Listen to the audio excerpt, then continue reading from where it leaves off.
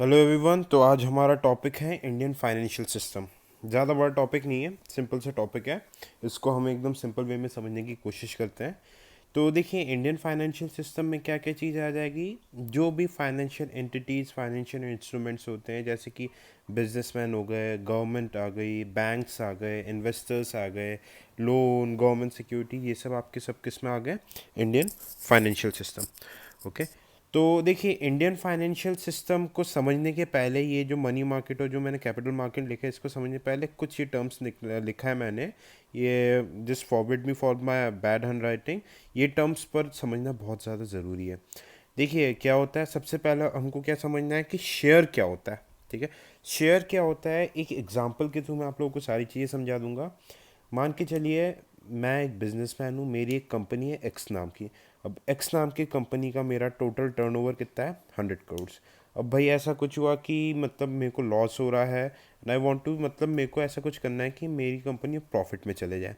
तो मैं क्या करूँगा, लॉस को रिकवर करने के लिए मेरे को इमीडिएट पैसों की ज़रूरत है। मान के चलिए 100 करोड़ में से मैंने डिसाइड किया, चलो 40% मैंने क्या किया, स्टॉक मार्केट में मैं अपनी कंपनी की ओनरशिप, शेयर मतलब क्या होता है, ओनरशिप, मैं क्या करूँगा, स्टॉक मार्केट में सेल कर दूंगा। ठीक है। अब देखिए, इसको मैं और डिटेल में बताऊंगा जब मैं प्राइमरी मार्केट समझाऊंगा। अभी के लिए इतना मान के चलिए कि शेयर क्या होता है, कंपनी की ओनरशिप को सेल करना।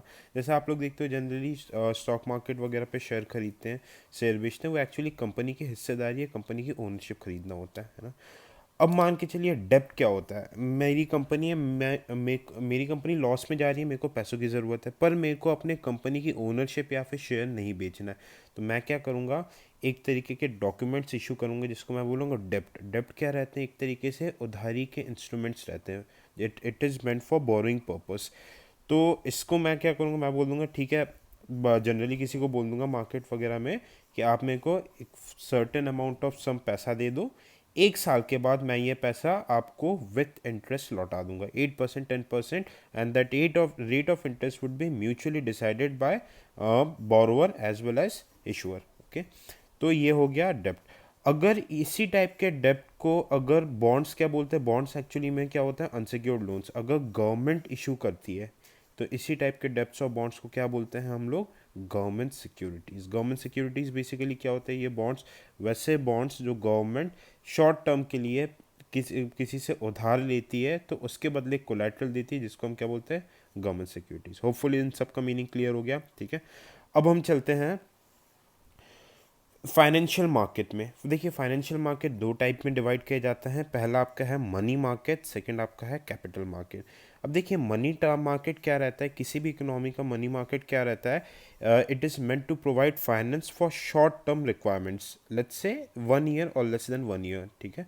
तो इसमें ज़्यादातर देखिए क्या होता है कि एक तरीके से समझने की कोशिश कीजिए, हमारी जो इंडियन इकोनॉमी के कंटेक्स में बोलते हैं, 90% जो वर्क फोर्स है वो किस में आता है? Informal sector. इनफॉर्मल सेक्टर मतलब कि जहाँ पे सोशल सिक्योरिटीज़ नहीं रहता, पेंशन नहीं रहता, प्रोविडेंट फंड्स नहीं रहते।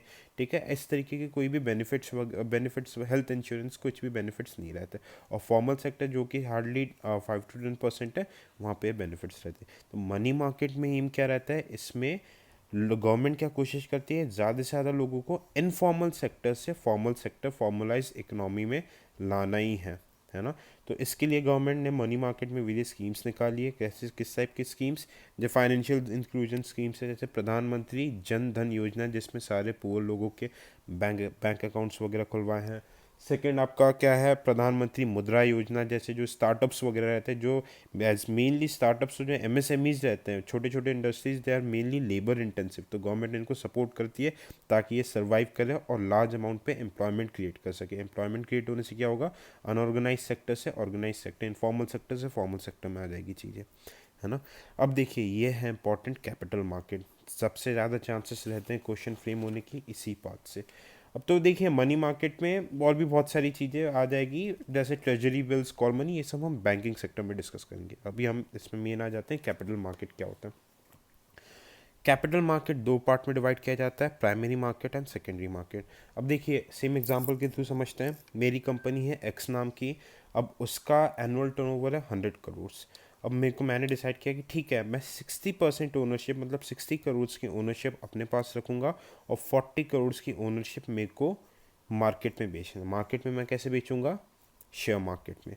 तो देखिए ये 40% कितना हो गया? 40 करोड़। अब मैं क्या, शेयर मार्केट में कौन खरीदार रहते हैं? वो वाला बात आप और हम जैसे लोग 40 करोड़ तो खरीद नहीं पाएंगे। तो मैं क्या करूँगा, छोटे छोटे पार्ट्स में इसको डिस्ट्रीब्यूट कर दूंगा 40 करोड़ को। अब देखिए जो 40 करोड़ जिसकी मैं ओनरशिप बेच रहा हूँ, जिसके मैं शेयर बेच रहा हूँ, तो वो 100 में से 40 करोड़ को हम क्या टर्म से बोला जाते हैं इकोनॉमिक्स टर्म्स में? Paid up capital. ये पीयूसी जहाँ पे मेरा हाईलाइटर चल रहा है, पेड अप कैपिटल 40 करोड़ हो गया, ठीक है। तो अब मैं क्या करूँगा, मान लीजिए मेरी बॉटल की कंपनी है, बॉटल की कंपनी में से मेरे को 40 करोड़ का शेयर बेचना है। अब भाई मेरे को स्टॉक मार्केट का नॉलेज नहीं है, तो मैं ऐसे किसी कंपनी को पकड़ूंगा जिसको नॉलेज है, जैसे ICICI बैंक, HDFC बैंक। उसके मैं बोलूँगा यार ये 40 करोड़ मेरा पेड अप कैपिटल है और इस 40 करोड़ का क्या कर दीजिए आप, शेयर बना के बेच दीजिए। अब मैं शेयर कैसे बनाऊंगा, अब वो मेरी चॉइस है। मान लीजिए कि 4 लाख्स के मैंने 100 शेयर्स बना दिए, 40 लाख्स के, सॉरी 4 लाख्स के मैंने 1000 शेयर्स बना दिए, या फिर 4,000 के मैंने 10,000 शेयर्स बना दिए, मतलब 1 लाख शेयर्स बना दिए। जैसे भी मैंने 40 करोड़ को 4,000 के टुकड़ों में, 40,000 के टुकड़ों में, इवन 400 के टुकड़ों में भी मैं छोटे छोटे डॉक्यूमेंट्स में तोड़ दूंगा। अब उस डॉक्यूमेंट्स को मैं क्या करूँगा, शेयर मार्केट में मैं इसको इशू कर दूंगा। छोटे तो 400 रुपीज़, 4,000 रुपीज़ के शेयर्स कोई भी खरीद सकते हैं, है ना। अब देखिए यहाँ पे जो कंपनी मेरे बिहाफ पे जो मेरे शेयर्स इशू कर रही है, इसको क्या बोलते हैं? Under writers. जैसे ICICI बैंक, HDFC क्या हो गया आपके? अंडर राइटर्स हो गए। और जब मैं शेयर मार्केट में मेरी कंपनी पहली बार उतरी है, तो इस टर्म को मैं क्या बोलूँगा, जो फर्स्ट टाइम जो मैं शेयर्स इशू कर रहा हूँ, इसको मैं क्या बोलूँगा? Initial public offering, IPO। Hopefully ये चीज़ें क्लियर हो गई। अब यहाँ पे आ जाते हैं secondary market. Secondary market is nothing, it's just buying and selling of financial securities shares को फाइनेंशियल सिक्योरिटीज बोलते हैं। इनमें मेन चीज़ क्या रहती है? फाइनेंशियल सिक्योरिटीज़ को एक बार मैं ऑलरेडी मार्केट में ला चूँगा, जब मैं सेकेंड थर्ड फोर्थ टाइम जब मतलब इशू करूँगा, तब वो सेकेंडरी मार्केट, उसको अकाउंटिंग सेकेंडरी मार्केट में कहलाएगी। और शेयर में आप लोगों में से कोई भी पैसे लगा सकते हैं। बैंकिंग मोस्टली आप लोग सभी करते होंगे। आपको क्या करना है, आप अपने बैंक मैनेजर के पास जाइए, उसे बोलिए कि एक डीमटेरियलाइज या फिर डीमैट अकाउंट खोल दीजिए, तो आपके सेविंग अकाउंट से डायरेक्ट स्टॉक मार्केट में आप पैसा लगा सकते हैं। ऑल्दो इट्स हाईली अनएडवाइजेबल अगर आपको नॉलेज नहीं, क्योंकि इसमें कई बार पैसे डूब जाते हैं। ओके, तो होपफुली ये आपको इंडियन फाइनेंशियल सिस्टम अच्छे से समझ में आ गया। अगला नेक्स्ट टॉपिक है अपना मनी, ठीक है। अब देखिए मनी क्या होता है। पहला टर्म आता है मनी की ज़रूरत क्या पड़ती है, पैसों की ज़रूरत क्या पड़ती है? ट्रांजैक्शन के लिए, कुछ गुड्स या सर्विसेज खरीदने या बेचने के लिए, प्रिकॉशंस के लिए, इमरजेंसी के लिए, या फिर स्पेक्यूलेटिव मोटिव कि यार अगर हम बैंक में रखेंगे तो हमें इतना फ़ायदा होगा, या बिजनेस में रखेंगे, बिजनेस में इन्वेस्ट करेंगे तो इतना फ़ायदा होगा। ये speculative motive of money money बोलते हैं। अब देखिए मनी हालांकि कौन प्रिंट करता है, करेंसी वगैरह? किसी भी कंट्री के सेंट्रल बैंक। ये सारे टॉपिक्स मैं किसके लिए रख दूंगा? बैंकिंग सेक्टर को जब हम डिटेल में डिस्कस करेंगे। तो अब यहाँ पे बात करते हैं, जैसे मैंने ये लिखा है गंदी से राइटिंग में, क्योंकि फिएट मनी क्या होता है। तो फिएट मनी क्या रहता है? Any kind of currency which derives it's value from legislation. मान के चलिए एक 100 रुपीज़ का नोट है, उस पर RBI के गवर्नर ने सिग्नेचर किया, तब जाके उसकी वैल्यू 100 रुपीज़ हुई है। एल्स वो क्या है, जस्ट कागज़ का पत्ता है, उसकी कोई वैल्यू नहीं है। तो जो लॉ या फिर सिग्नेचर के थ्रू जिसकी वैल्यू डिराइव की जाती है, उसे फिएट मनी बोलते हैं। ऑन द मतलब, और ऑन द अदर हैंड यहाँ पे एक और टर्म लिखा है मैंने, INT मतलब ऐसी मनी जिसकी इंट्रिंसिक वैल्यू रहती है। फॉर एग्जाम्पल, सबसे बेस्ट एग्जाम्पल क्या है? गोल्ड, ठीक है। गोल्ड में किसी की लेजिस्लेशन की ज़रूरत नहीं है, इसकी खुद की ही वैल्यू रहती है। अब यहाँ पे डिफरेंट टाइप्स ऑफ मनी हम डिस्कस कर लेते हैं। ये very important from the perspective of prelims. तो देखिए यहाँ पे क्या आएगा, सबसे पहले M0, M1, M2, M3, M4। M3 क्या होता है, M0 क्या होता है आपका? रिजर्व मनी होता है। रिजर्व मनी होता है तो इसमें क्या रहता है कि रिजर्व मनी में कौन कौन सी चीज़ आ जाती है? ये टोटल जितनी करेंसी सर्कुलेशन में है, plus deposits of various banks in RBI। Deposits of various bank मतलब ICICI, HDFC, SBI, सारे बैंक से जो भी पैसा सेंट्रल बैंक RBI में जमा है, तो इन दोनों के सम को हम क्या बोलेंगे? M0 या फिर रिजर्व मनी। सेकेंड हम आ जाते हैं M1 में। M1 को क्या बोला जाता है? Narrow money. नैरो मनी देखिए नैरो मनी क्या रहता है, इसका मैं बताता हूँ। ये इसका सम ये सम होता है currency total currency held by public plus deposits of bank with RBI, ये तो अपना एम जीरो ही हो गया। तो एम जीरो में हम एक और चीज़ क्या ऐड कर देंगे, plus demand deposits held with bank.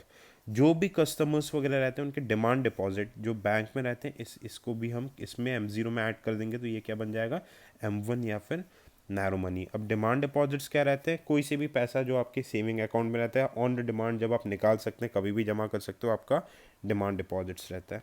Okay, अब आ जाते हैं हम एम टू में क्या रहते हैं, एम वन की जो मैंने चीज़ें आपको बताई है उसमें अगर आप saving deposits with post office को आप ऐड कर देंगे तो वह एम टू बन जाएगा। पहले पोस्ट ऑफिस वगैरह में भी पैसे वगैरह जमा हुआ करते थे। सेविंग डिपॉजिट मतलब कि आप कभी भी डिमांड पे पैसे निकाल दीजिए, कभी भी मन करे आप पैसे जमा कर दीजिए, ये आपका क्या हो गया, saving deposits with post office. M three को हम बोलते हैं ब्रॉड मनी। ब्रॉड मनी में क्या आ जाता है, एम वन को ऐड कर दिए। देखिए एम वन को याद रखना है क्या क्या चीज़ है, एम वन को ऐड कर देंगे प्लस टर्म और टाइम डिपॉजिट्स विद बैंक। अब ये टर्म डिपॉजिट क्या होता है, सिंपल जो आप एफडी करते हैं, पैसा 1 लाख रुपए जमा कर दिया है, 1 साल के बाद ही निकाल सकते हैं, इसके पहले नहीं निकाल सकते, अगर निकालेंगे तो पेनल्टी लग जाएगी। ये क्या हो जाता है, टर्म डिपॉजिट। या फिर रिकरिंग जो पर मंथ पैसे जमा करने जाते हैं जिसकी मैच्योरिटी 1 2 3 साल के बाद होती है, आपका टर्म डिपॉजिट हो गया। फिर आपका आ जाएगा आखिरी में एम फोर में क्या आ जाएगा, M three plus all kind of deposits whether demand deposit, saving deposit, term deposit with post office। तो ये आपका पूरा हो गया है मनी के कितने टाइप्स वगैरह हो गए। अब देखिए सबसे ज़्यादा लिक्विडिटी किसकी रहेगी, एम जीरो की रहेगी। सबसे कम लिक्विडिटी किसकी रहेगी, एम फोर। लिक्विडिटी क्या रहती है कि करेंसी जो आप मतलब आप इंस्टेंटली यूज़ कर सकते हैं। तो होपफुली ये चैप्टर आपको क्लियर था। Thank you.